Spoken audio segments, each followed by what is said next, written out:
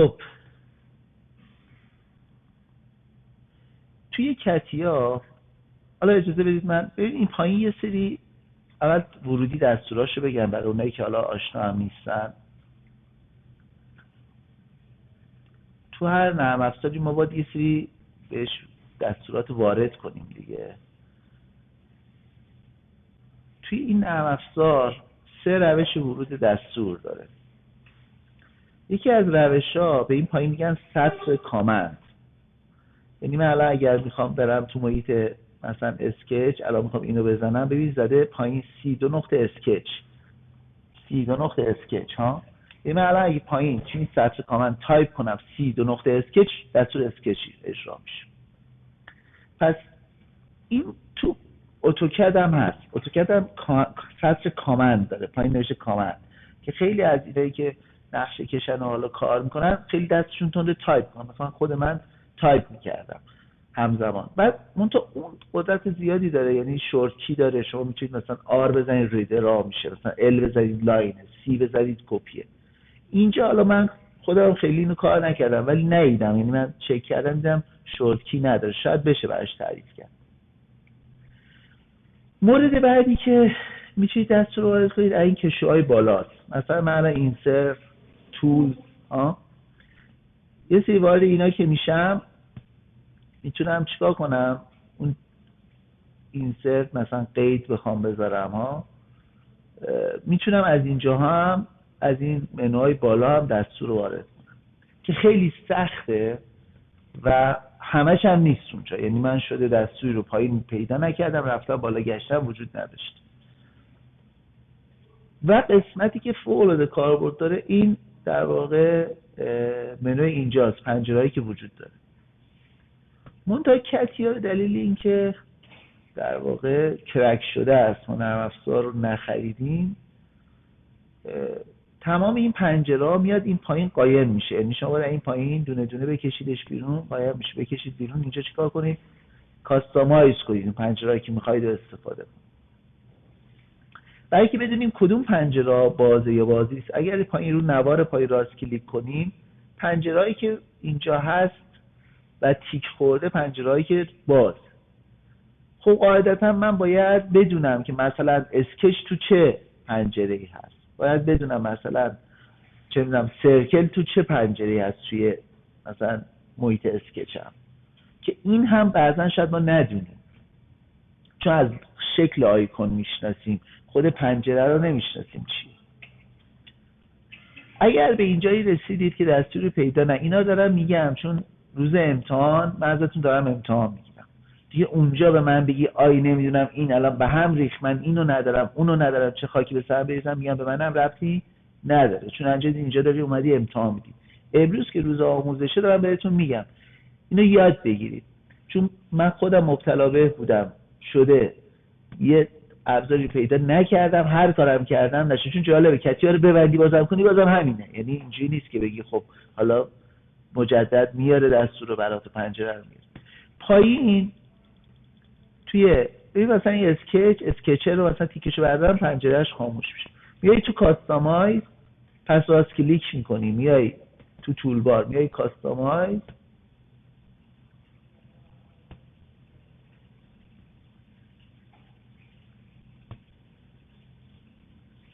نات رسپاندینگ چرا؟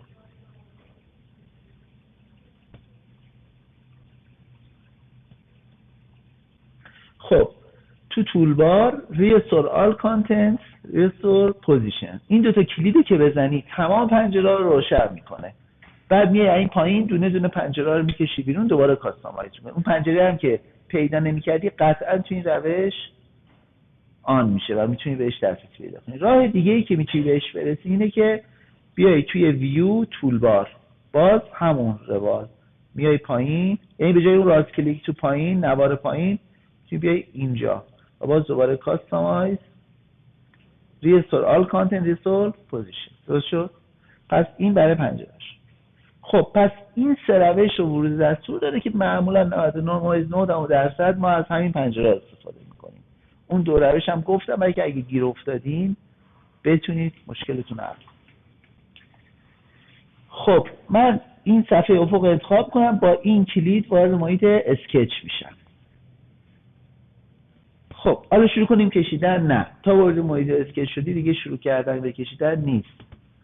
یه چند تا نکته رو باید حتما بهش فکر کنیم. نکاتی که باید بهش فکر کنیم، اولا یه توضیح بدم. توی هم این نرم افزاری مثل اتوکد، ما معمولا دستوراتی که داریم علاوه بر دسته‌بندی‌های مختلفی که داره، 3 تا دسته اصلی شما بیشتر استفاده می‌کنیم. اون 3 دسته‌ای که ما استفاده می‌کنیم به عنوان مدل ساز، اولین دستوری که استفاده می‌کنیم دستورات ایجاد کنندن. ببینید تو هر نرم افزار مدلینگی از جمله کتیا، شما وقتی یه نقطه میذاری یا یه لاین میذاری یا یه سرکل میکشی یا یه مستطیل یا یه پد میکنی یا حجم درست میکنی، بهش میگن آبجکت.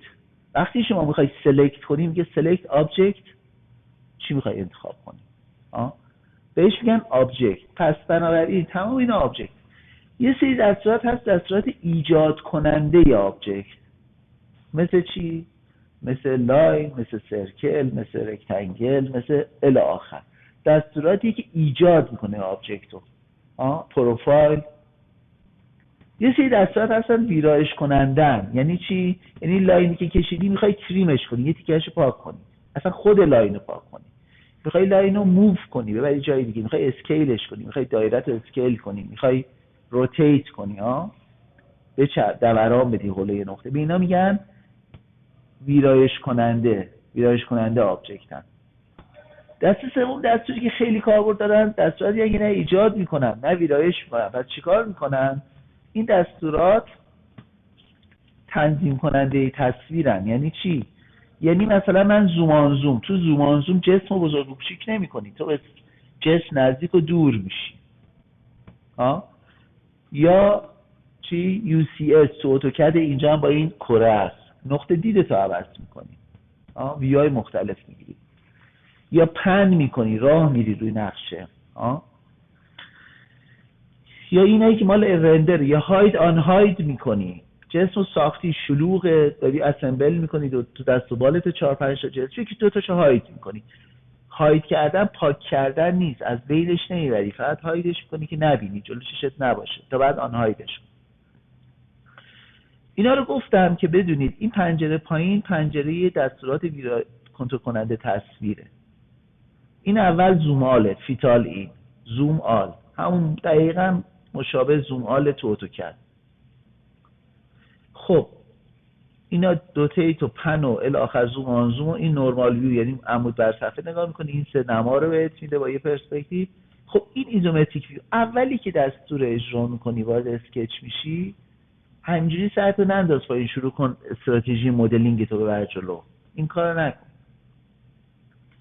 این ایزومتریک ویو رو بزن ببین اصلا این صفحه که تو انتخاب کردی کدوم صفحه است. تو همون اول وارد کتیا شدی، صفحه افق به فکر خودت انتخاب کردی که این صفحه افق نبوده، تو یه صفحه دیگر رو انتخاب کردی و اون صفحه الان اینه، تو اسکچ تو داری تو این میکشی، بعد میخوای بهش ارتفاع بدی، پس در واقع ارتفاع بهش نمیدی، داری بهش عمق میدی و بعداً هر بار که ایزومتریک ویو رو میخوای بزنی یه شکل یه جور دیگه وامیسته، بعد اصلا نمیچی با شکل اوریجینالی که داشتی میکشیدی مقایسه کنی. پس این کارو نکن. چیکار کن؟ اولی که وارد میخوای بشی همینجوری راتو نکش پایین، اینو بزن، یه دونه اینو بزن تا بچرخه ایزومتریک ویو بشه. الان پس این صفحه افق از دیدگاه نرم افزار درسته، میشه اومد اینجا یه وی سومی انومی تعریف کرد، ولی همین وقت میخواد دیگه، باید وقت بذاری یه ویو براش تعریف کنی. چرا از امکانات استاندارد کتیا استفاده کنی؟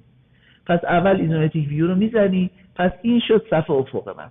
میام تو محیط اسکچ. حالا باز تو محیط اسکچ هم نیاد اینو باز شروع کن بکشیدن. چیه قضیه؟ جلو و پشت قطعه من مشخص نیست. من الان اینو بکشم، از کجا معلوم که اچ و وی من که محور افق و عمود منه دقیقاً اینجوری واسطادم دارم میشم؟ شاید برعکس باشه. یه نگاه بکن ببینیم اینجوریه. یعنی توی اسکچ هم میتونی بیای تو محیط سه‌بعدی ببین دقیقاً همونیه که من گفتم، اشتباه.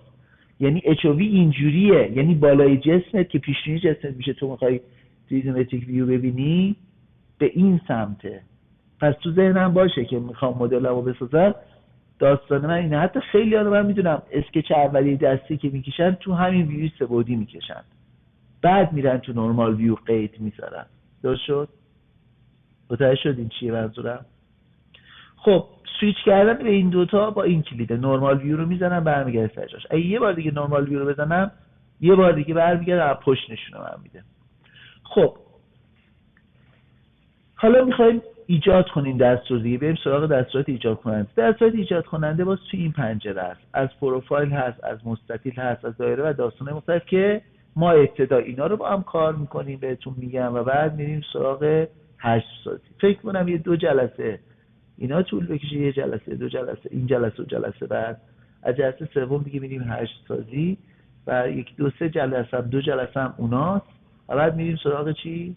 میریم سراغ درفت یا اسمبل، بسته اینه که بتونم بریم اسمبل و بعد بریم. خب توی این منوی این پنجره بهش میگم پروفایل. این پنجره رو من اینجا گذاشتم، شما میتونید جای دیگه بذارید، میتونید بالا بستید این که مانیتورتون، من مانیتورم کوچیک بوده خب دستاتی که همین گذاشتم، میتونید کاستماایز کنید. اگر شیفت رو بگیرید و روی این پنجره بزنید افقیش میکنه، یه بار دیگه شیفت رو بگیرید عمودیش میکنه. یعنی همزمان شیفت رو بگیری سلکت کنی چپ کلیک کنی، اینا رو میتونی چیکار کنی؟ میتونی در واقع یه نکته بگم بچه‌ها، اگر در حین این چرا اینجوری شد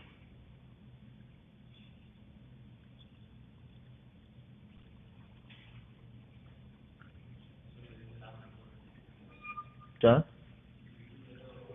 آره اگر در حین کار شما به دستوری رسیدید و احساس کردید این دستور رو جور دیگر میشه اجرا کرد، میتونید بگید. یعنی میخوام بگم که نرم افزار منم و شما و اینا نداره. یعنی ممکنه در واقع شما 4 تا دستور بیشتر کار کرده باشید، نکته رو اگه به ذهنتون رسید یا تو کار بهش رسیدید خوبه بگید، ما هم شیر کنیم. این هم وجود داره. خب حالا شروع کنیم ایجاد کننده. میایم تو پروفایل، دستور پروفایل رو اجرا بکنید. یه دونه خب دقت کنید، خط وقتی افقی میشه آبی میشه. من اینو تنظیم کردم، تنظیماتش هم اینجاست. شما افقی، بعد میاد پایین. این اچووی که میذاره در واقع دکمه وسط موس فشار بدی میتونی پن کنی همزمان تو اجرایی، نمیخواد بیایی دستور اجرا کنی، دکمه وسط فشار بدی پن میشه. و خب در حدود زیرش که بود دقیقاً لولش بود بهت در واقع راهنمایی میکنه. ببین تا موقعی که تو رو خطی نیست که اصلا هیچی، وقتی رو خط دایره تو خالی، وقتی انتهای خط که نقطه رو نقطه میفته دایره تو پر، چون باید اسکچت بسته باشه، اینا ارور میگیره. که از ارورایی که خیلیاتون من دیدم تو امتحانم وجود داره، طرف کلی اسکچ میگه نمیتونیم اینا حجم بدیم، پد ارور میده. خب اسکچت بسته نیست، مشکل داره. خب ببینید ما اینجا یه شطرنجی میبینیم. به این شطرنجی میگیم چی بچه‌ها؟ گرید. این شطرنجی داره به ما راهنمایی میکنه فواصل رو، چون من باید چشمی بکشم و بعد اندازه بذارم. کدیا مثل اتوکد نیست. اتوکد شما میگی فرام پوینت میتونی مختصات بدی، بعد تو پوینت میتونی چیکار کنی؟ نسبت به این میگی 100 تا برو این ور 100 تا برو بالا. کدیا این رو به راحتی اجرا نمیکنه، نمیگم اصلا من، ولی به این راحتی اجرا نمیکنه. مجبورم چشمی بکشم بعد قید بزنم، مثلا بگم این طولش اینقدر ارتفاعش اینقدر. برای که به هم نریزه، نه یه چیزی رو مثلا طول قسم 1200 میلی متر در فلانه، من بیام چرا 30 میلی متر در 40 میلی یه چیزی کوچولو بکشم بعد تا قید بذارم طول رو میکنه زیاد، اصلا شکلمو به هم میریزه. برای همین این شطرنجی رو گذاشته که اندازه‌هایی که میذارم حدود اندازه بذارم که بعد قید گذاشتم به هم نریزه. این گرید رو با این کلید بالا میتونید خاموش و روشن کنید. یعنی واسه خوشتون نیامد احساس کردین مزاحم چشمتون یا مزاحم دیدتون چیکار کنید؟ کلید کنار سمت راستش بهش میگن چی؟ اسنپ کارش چیه؟ اسنپ کارش اینه که مقید میکنه روی گره ها نقاط رو سلکت کنی. برای مبتدی‌ها بعضن خوبه که میخوان یه مستطیل بکشن، ابعاد اندازه رو همون اول گرید میزنن، اسنپ میزنن و اساس اون میکشن.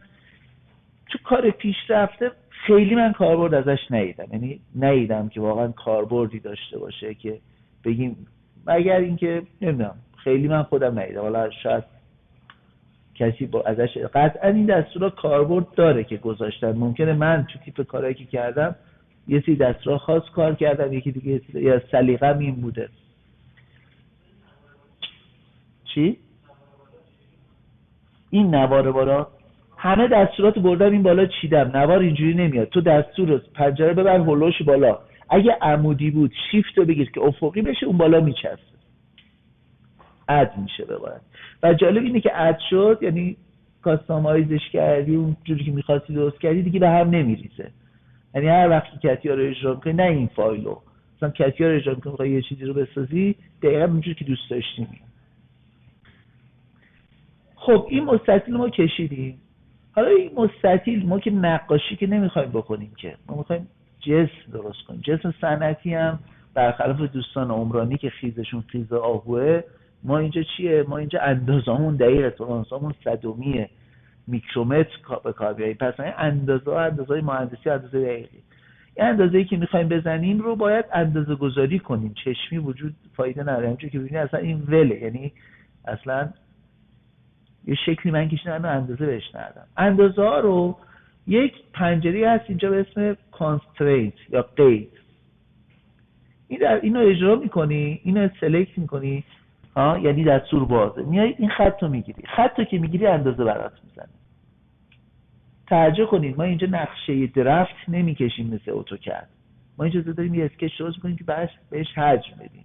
این اندازه که اینجا میبینی، متوجه این چی میگم، اندازه رو نقشه نیست. هرچند این اندازه رو بعداً به عنوان اندازه پیش‌فرض میگیره از ما کتیا، چون کتیا باز حسنی که داره اینه که نقشه دو بعدی شما به مدل سه بعدیتون لینکه. یعنی اینی که من اگر بیا مدل رو ادیت کنم، نقشه هم با یه دکمه آپدیتش و اندازه گذاری هم همه درست میشه. خب این اندازه دارم 82,526,000. هیچ نقشی هم من نداشتم روی این اندازه. چجوری باید اصلاحش کنم اندازه‌ای که خودم میخوام؟ روش دبل کلیک اگر کنم این میاد. اینو من میتونم بگم آقا من این اندازه میخواستم 100 باشه. 100 اندازه میشه 100. دوباره خب هر بار باید این دستور اجرا کنم بزنم اینو؟ نه، میتونم روش دبل کلیک کنم تو حافظه بمونه. حالا یه بار میزنیم. اینم میخوام چی باشه؟ 60 باشه مثلا. خب طول عرض مستطیل رو دادم، ولی باز میبینم این وله یعنی چیه؟ یعنی قیدام کامل نیست. باید این رو نسبت به 0 و 0 اندازه بدم. خب اندازه که میدم باید دو تا نقطه رو بگم. میخوام بگم این نسبت به این خط چند اندازه داشته باشه. دوتاشو باید سلکت کنم. اینو که سلکت میکنم اون دی سلکت میشه. باید کنترل زیر دستم نگه دارم، دوتاشو سلکت میکنم، این اندازه رو میزنم، این اندازه رو دبل کلیک میکنم، میشه 50. و این خط رو باز به همین صورت، اینم فرض کنین 30. دقت کن وقتی اندازه هم کامل شد، جسم من سبز رنگ میشه. سبز رنگ یعنی قیدام کامله، قیدام ناقص نیست. اگر اسکچتون سبز نشد، قیداتون هم کامل بود سبز نشد، اشکالتون کجاست؟ اشکالتون اینه که این کلید روشن نیست. دیاگنوستیک باید روشن باشه که اسکچتون اگر سبز شد، کامل شد، قیداتون سبز شد. بعضیا این شکل رو اینجوری میکشن، میخوان اصلا خط بکشن، میان اصلا این 0 و 0 میگیرن، برن بالا اینجوری و اینجوری. وقتی اینجوری میکشن، چون قید این اوها رو میبینیم، اوها قید کانسیدرنس میاد چیکار میکنه؟ این رو مبدا انداخته، میگه این همیشه رو خط افقه و فقط به این چی میدن؟ و فقط به این یه طول عرض میدن.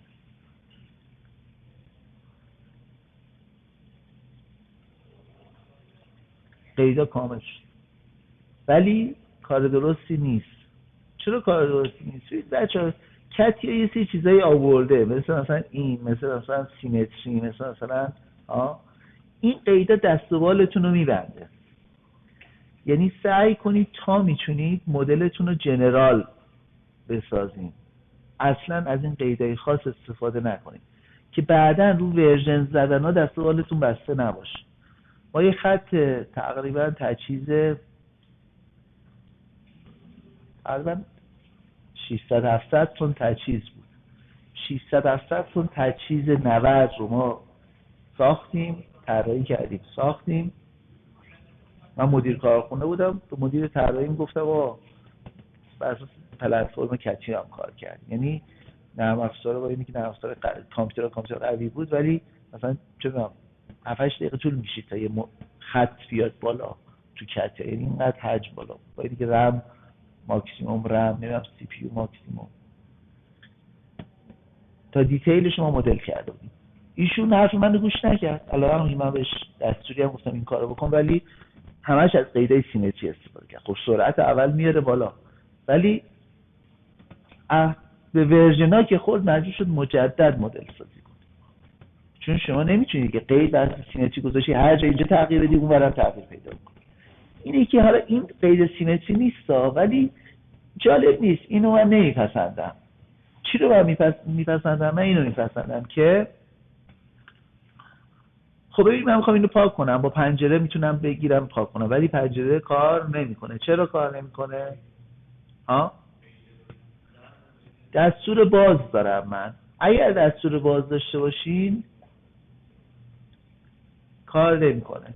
میتونید اینو در واقع با پنجره بگیرید دیلیت کنید. من این دستور رو میپسندم، این مستطیل رو تایید میکنم. چرا این مستطیل رو تایید میکنم؟ من جای شما باشم از اینجوری طراحی میکنم. خب الان فرض کن گفتم دبل کلیک کنم چی میشه؟ دستور باز میمونه. دبل کلیک میکنم که نه خاطری بذارم.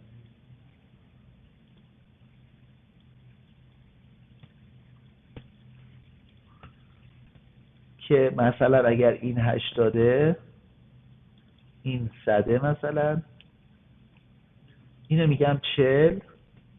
ببین قید سیمتری استفاده نکردم، یعنی قید سیمتری رو استفاده نکردم ولی به تقارن اعتقاد دارم. باید 50 باشه. این صفحات افق میگیرم که بعد که حجممو ساختم ازش بتونم از تقارن استفاده کنم ولی تقارن رو چیکار میکنم؟ دستورش رو کار نمیبرم. متوجه شدین؟ این صفحات متقارن برای خودم نگه میدارم تا آخر، ولی نمیام از سیمتری استفاده کنم. این ور سوراخ میذارم بگم اونورم همین سوراخ سیمتری. خب سوالی نداریم؟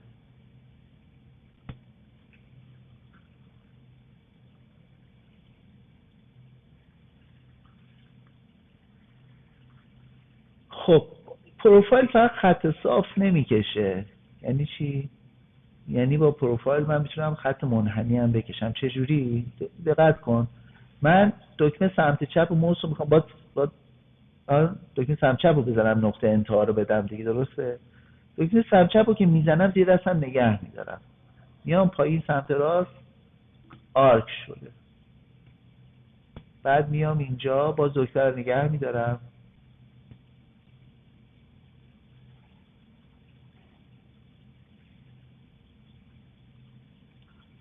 باز به همین صورت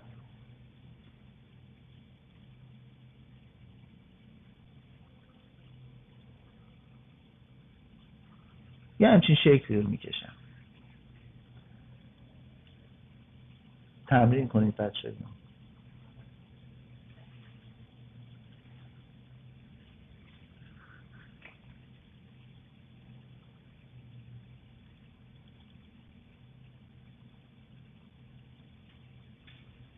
خب اینم این ورتر میکشم باز.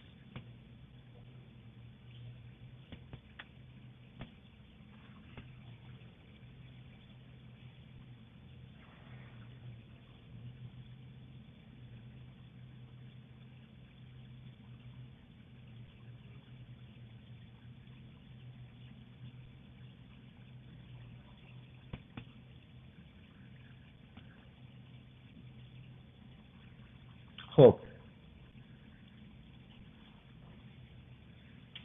حالا اندازه گذاری میکنم.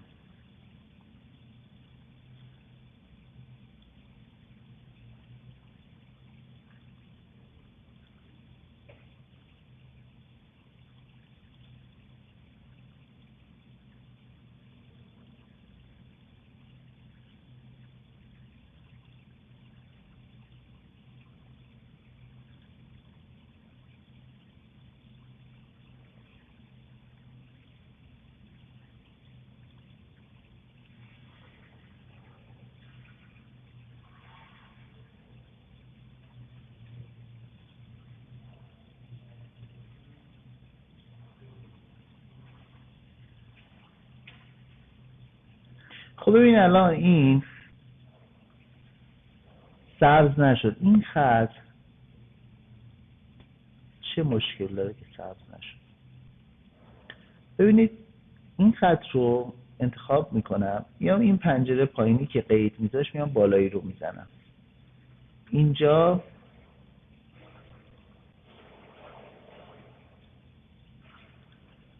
این بالا رو نگاه کن،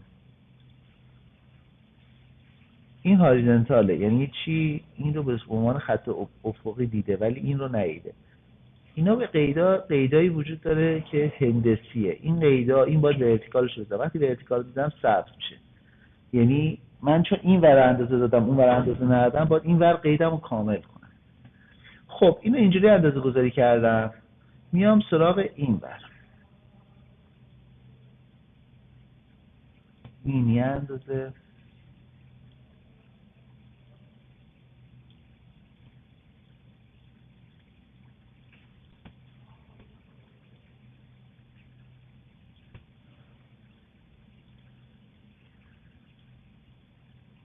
خب ببین الان این بنفش شد. اگر قیداتون اضافه باشه بنفشه، اونم درست نیست، یعنی اروره تو سیستمتون، باید قیداتون نباید اضافه باشه.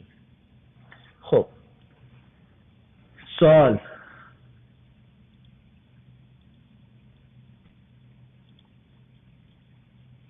کدوم یکی از این دوتا اندازه گذاری درسته؟ این اندازه گذاری درسته. تفاوت این دوتا چیه؟ این شکل با این شکل چه تفاوتی داره تو اندازه گذاری؟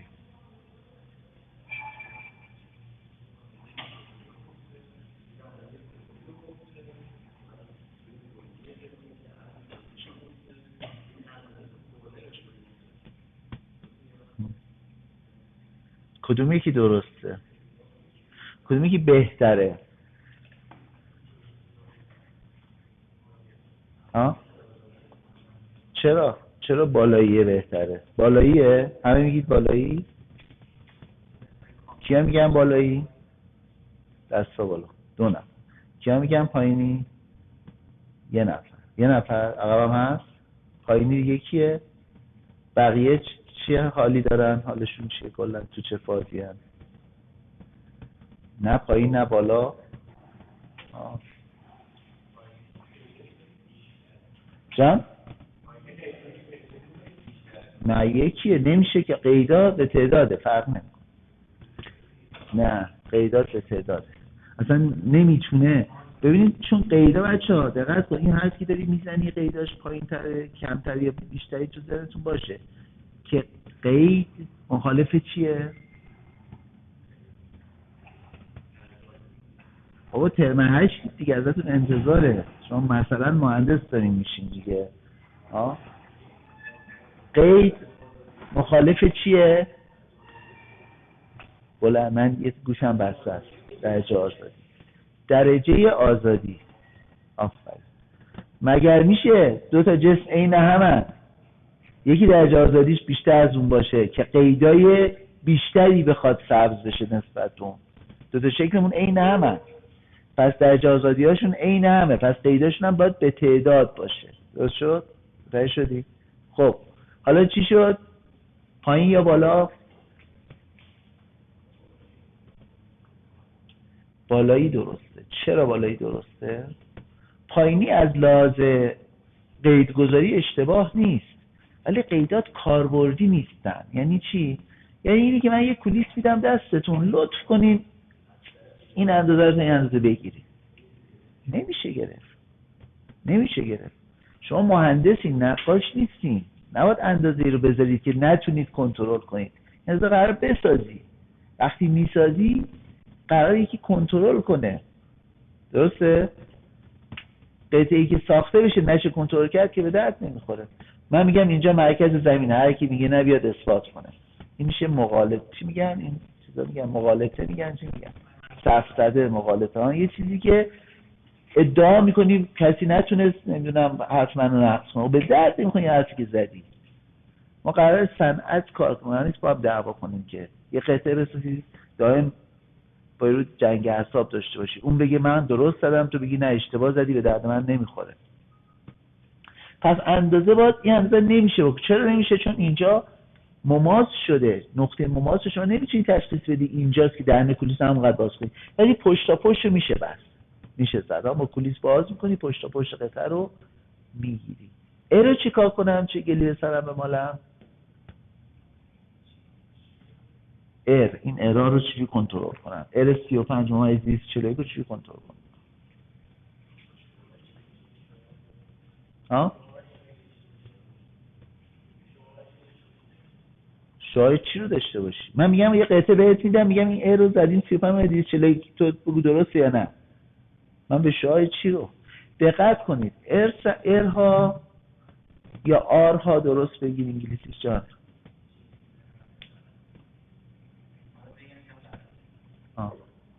آر ها،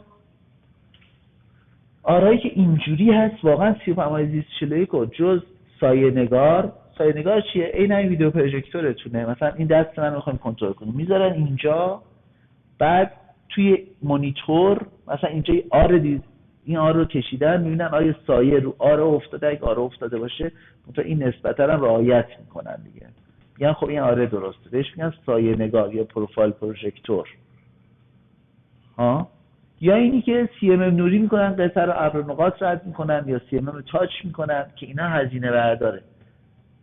پس بنابراین واقعا اگر لازممون نیست 35 اصلا این عدد نمیدیم، عددی میدیم که روند باشه. یعنی چی روند باشه؟ یعنی اینی که یه سری گردی ها هست که این گردی هاییه که رونده، بیشتر توصیه میشه انتخاب کنیم. چرا اصلا گرد میکنن؟ چرا آر میزنن اینجا رو؟ یکیش تمرکز تنش دیگه، 3 دلیل اصلی داره، یکیشو گفتی، دوتای دیگهش دلیلای دیگهش یکی اینی چی؟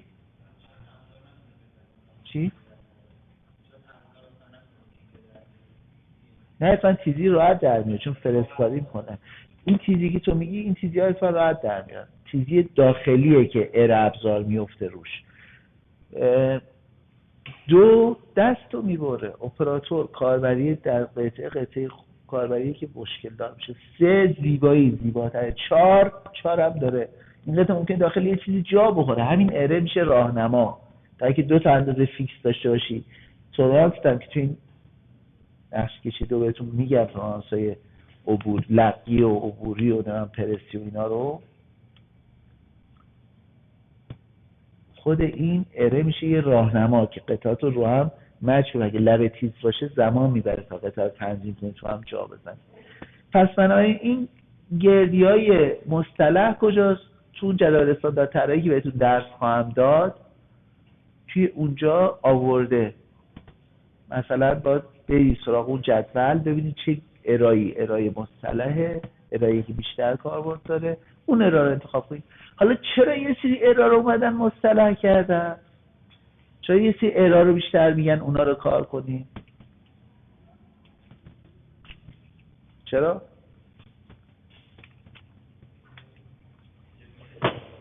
چی؟ خب یعنی چی همه جا بشه؟ بیشتر توضیح بده. خب چرا؟ نه هر کسی بتونه. ارو ببین، ابزار که نیست دیگه. میگن آقا قطعه‌ای که تو داری برای خودت توی کاری انجام میدی، مثلا ار 35 نزن، ار 30 بزن. چرا اینو میگه؟ چرا میگه اصلا 35 نزن؟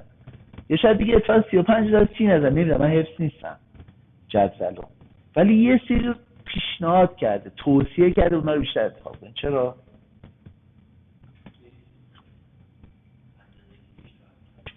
خب چرا راحت تر؟ آفرین.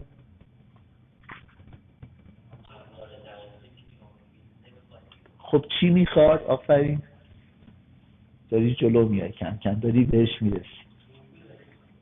آفرین. یه شابلون داره، شابلون ایر داریم، ایر سنج تو بازار، این دست چیزه به حساب تیغه میاد رو هم. این چاقوهایی بود قدیم که چند تا چاقو داشت، یا ناخونگی چند تا چیز بود. این دونه دونه چیکار باز میکنیم آیا رو نگاه میکنیم سیه میذاری رو قطعه جلو نور نگه می‌داری ببینی آیا سیه یا نه. چون تولرانس های اینا معمولا تولرانس های آزاده. گفتیم تولرانس کسی میتونه تولرانس رو توضیح بده؟ همه سوال ها، یعنی هر چی که میزنیم تو صنعت یه جایش میلنگه، یعنی باید بلد باشین اینا رو.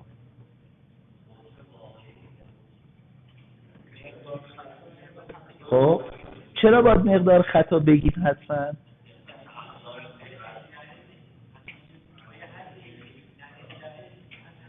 چند تا تقریبا جمع تمام حرفاتون رو باید با هم جمع کنیم که کامل شه. یک، ابزار ساختمون بستگی داره. دو، هیچ اندازه‌ای قطعی نیست، عدم قطعیت وجود داره. وقتی من میگم این 1.20 سانته باشه، این میزو من سفارش میدم 20 تا میز به شما نجار، میگم اینو بزن، طولش هم بزن 1.20 1.5 شما تولید میکنی، میام اینجا نگاه میکنم به جایی که مثلا 1.5 باشه هست 1.49 سانت. حالا قبول کنم قبول نکنم، یک کارش زده به من 1.5 متر داده قیمت اینقدر، حالا 1.49 رو قبول کنم، آقا 1.49 هم قبول. دومی رو میذارم 1.48 اینو چی کارش کنم؟ تا یه جایی تا کجا من باید اولش ببندم با ایشون، بگم آقا 1.5 متر به اضافه منهای 5 میل من میپذیرم، اگر زیر این بود نمیپذیرم. دو، باید بگم با چی کنترل میکنم، یعنی قطعه رو وقتی دارم میدم تحویل که برای من بزنه باید بگم با چی. آقا من اینو با متر کنترل میکنم، نه بگم 1.5 متر به اضافه 5 میل میپذیرم بعد یه کولیس 1.5 متر بیارم بزنم اینجا رو، بعد یه صدم زیر اندازه تو نزدیک نشد، این خوب نیست. متر مینیمم واحدش چیه؟ میلیمتر، یعنی باید در حد دقت میلیمتر رو بپذیرم. متوجه شدید چی میگم؟ یعنی 1 اندازه، 2 تورانس، 3 کیوسی پلن. باید کیوسی پلن رو مشخص کنه یا هم چجوری اینو کنترل. خب اینو میخواستم بگم که این آرها تورانس های آزاده. حالا خواهیم رسید. کتاب استاندارد ولی نژاد همتون باید داشته باشین بچه‌ها. امروز تقریبا حالا همتون ولی جلسه اولیه که همتون هستید. باز روز امتحان من ندارم، خونه جا مونده، کتاب حسن رو استفاده کنم، نمیذارم این کار اتفاق بیفته. یعنی اصلا ممکنه امتحان نتونید بدید چون اوپن بوکه. همتون باید یه نسخه از اون داشته باشید. پسر خاله‌م هم نیست که بگیم کتابش داریم اینجا تبلیغ کنیم، نه، کتابیه که به دردتون خواهد خورد. چرا؟ چون استاندارد شما استفاده کنید، ایشون نمیتونه کتاب شما رو استفاده کنه چون ممکنه علامت زده باشید کتابه. پس بنابراین همتون این کتابو تهیه کنید، فردا هم به دردتون بخوره ان شاء الله. تورانس های رو اونجا گفته که یه سری اندازه ها میگیم تورانس آزاد، مثلا این ایر واقعا اگر فقط برای تمرکز تنشه، فقط برای زیبایی، فقط برای فلانه، پس دیگه این بالاش نباید تورانس بذارم.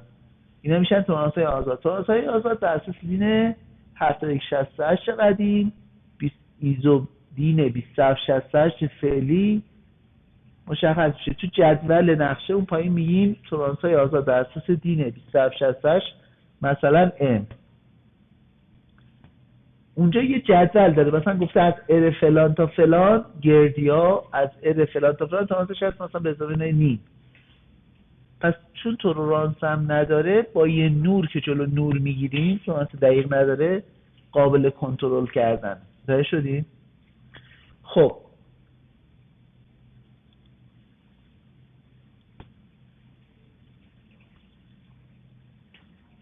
پروفایل رو گفتیم. گزینه بعدی که اینجا وجود داره مستطیل. مستطیل هم چیز ساده ایه، همون مستطیلی که پایین کشیدین رو با یه اندازه دو طرف قطر میدین، اندازه گذاریش هم که هم اندازه گذاری قبلیه دیگه، فرقی نمیکنه.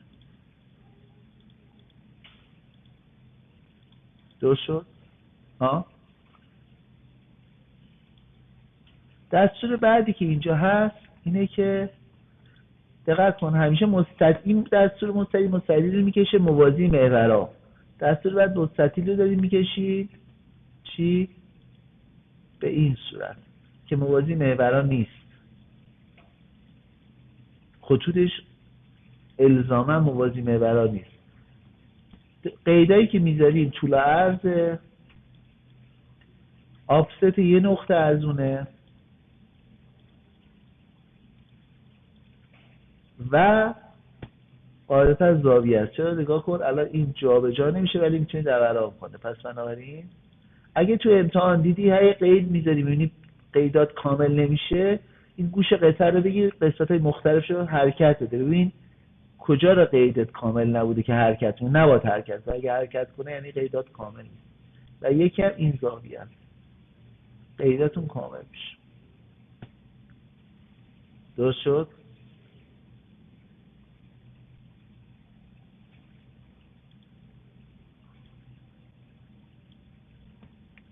خب دستور بعدی متوازی الاضلاع. متوازی الاضلاع باز اندازه گذاری همونجوری که گفتم، این اندازه رو باز بزنی نمیشه کولیس بگیری چون اینجا درست شکست داری ولی خطا میده. پس چیکار بکنیم؟ بیایم به جایی که اینجوری چیز کنیم پشت تا پشت بگیم. یکی همیشه زاویه داخلیش، یکی آفست نقطه، یکی هم زاویه 1 محورش با افق که دوران هم نکنه. این قیدا کامل میشه. خب قاعدتا همونجوری که گفتم رو هر کدوم از اندازه دبل کلیک کنی میتونی اندازه رو. نکته مهم دیگه که وجود داره اینه که بچه‌ها شکل رو نیاییم مثلا من این مستطیل رو مثلا متوازی الاضلاع کشیدم تا اندازه رو زدم سریع روش دبل کلیک کنم اندازه رو اصلاح کنم. درسته تو مستطیل تو متوازی الاضلاع اتفاق نمیفته، شکلتون به هم نمیریزه، ولی اگه یه اسکچ پیچیده‌ای کشیده باشی رو هر اندازه یا اندازه رو از گرید استفاده کن، حدودش رو انتخاب کن بعد اصلاح کن، اشکال نداره. ولی اگه از گرید استفاده نمی‌کنی مثلا اینجا چون واحد اندازه‌اش میلیمتره دیگه، مثلا اینجا باید مثلا 100 میلیمتر میکشیدی 10 میلیمتر کشیدی، شکلتو پیچیده درست کردی تا اون اندازه 110 بکنی 100 کل اون شکل پیچیده‌ای که درست کردی به هم می‌ریزه. پس چه بکنیم؟ قطعا اول از گرید استفاده کنیم. توصیه اول اینه که حدود اندازه رو واقعا ایجاد کنیم. دومی که اگه این کارم نکردیم بیایم قیدامون رو کامل کنیم بعد اندازه‌مون رو اصلاح کنیم، بعد رو اندازه دبل کلیک کنیم اصلاح کنیم که اگر به مشکل بخوره خودش ارور میده. خود اندازه رو باید هیچ بزرگ کنی که جسمت به اون سایزه برسه بعد اسکچت درست شد. متوجه شدیم؟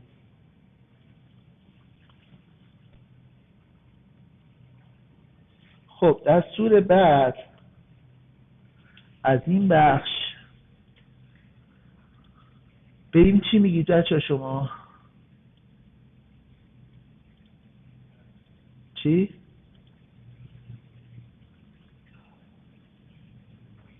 تو صنعت چی میگید به این؟ مخزن؟ نه، به این میگیم کشویی یا لوبیایی.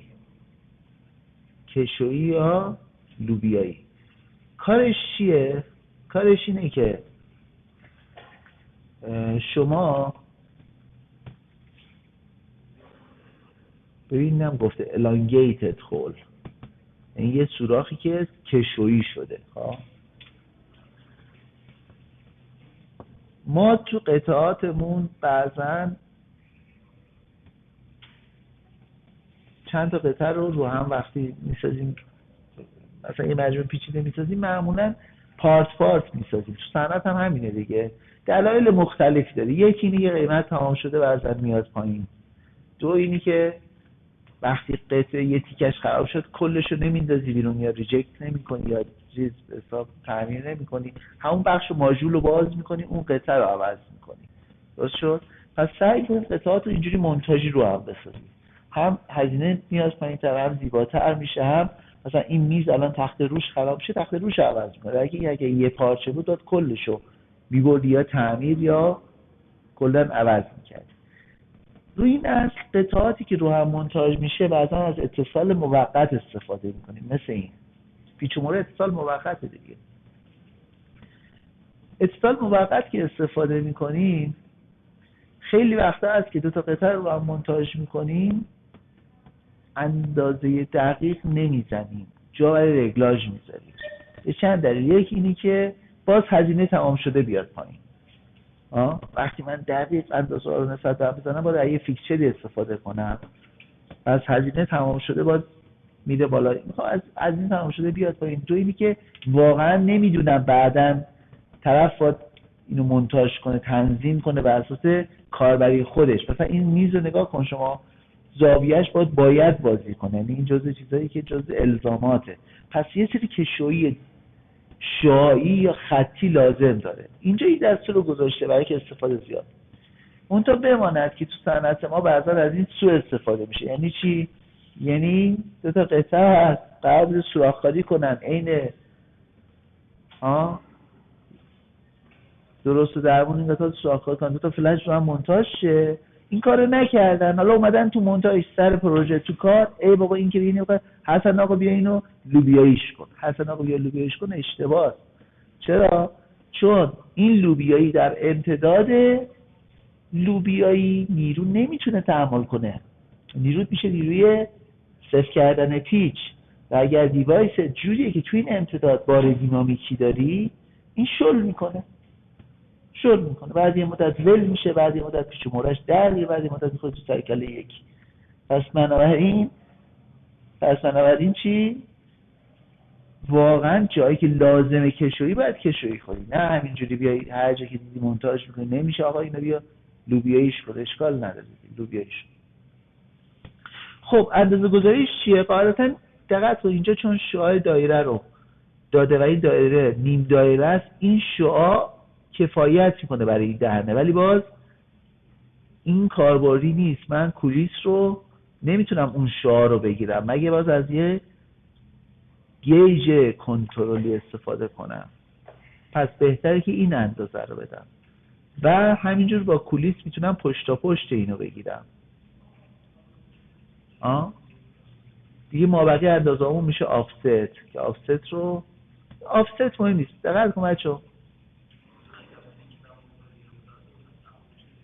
اشتباه فیکس بکنی، هر چیزی رو فیکس بکنی سبز میشه. بعد چی میشه؟ ببین سبز شدنه برای من مهم نیست. از اولم گفتم سبز شدنه اصلا برای من مهم نیست. چی برای من مهمه؟ ببین اندازه ها رو که اینقدر دقت میکنم، این دهنه رو میدم این دهنه رو میدم، مدل پیچیدم رو که ساختم اینجا دقت میکنم، اونجا که رفتم میگم اتومات اندازه گذاری کن، میاد همه اینا رو اندازه گذاری کنه. بعد دو تا آفستش رو میرم پاک میکنم. خیلی کارم سرعت پیدا میکنه تا اینی که اینجا بیام به هر قیمتی فیکس کنم، سبزش کنم، بعد اونجا چیکار کنم؟ اصلا فیکس اصلا کلا فیکس چیزه اون معروف. متوجه شدین؟ خب پس این شد چی؟ لوبیایی کشویی.